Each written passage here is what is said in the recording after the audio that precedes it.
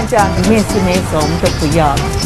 铁路便当的招牌主角排骨，一天要销5000块，品质不能出差错。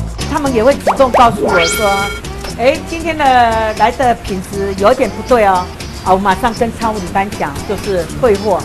炸后再卤，以前都留老卤汁，直到铁路餐厅经理李玉霞下令禁止。事实上，后来我去修2年半的营养学，才知道说这个100年卤汁了以后会造成致癌了。客人也许吃不出烹调方式的改变，却是李玉霞改造台铁便当展现的企图心。菜饭那个弄了没有？油要当场弄。配菜雪里红酸菜卤蛋卖了几十年，曾被乘客诟病一成不变。李玉霞也曾经想过换菜色，却发现是个棘手的难题。这个固定的菜，这个都永远不会变。假如我少一样，变化就来了。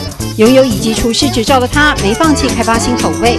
客家妈妈善于食材变化，原住民调味的马告拿来研发风味餐，还有客家风味红葱头虾米饭炒的菜饭。我们现在看到的除了有素食便当，有排骨便当，还有我们的菜饭，圆形的菜饭，还有素食炖饭，还有鸡腿养生便当、鲑鱼养生便当等等。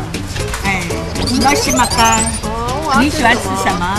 明星菜，我觉得什么都好。现在看起来，这些年还有客制化便当的创举，让铁路餐厅转亏为盈的李玉霞，为满足更多人的味蕾，求变创新。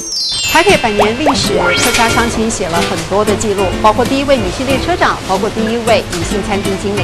而这个客家妈妈不断的在传统中寻求突破，使得台铁台北站光靠便当一年净赚1000万以上。唔好意思嘛，鸡，青菜。唔好意思嘛，鸡，青菜。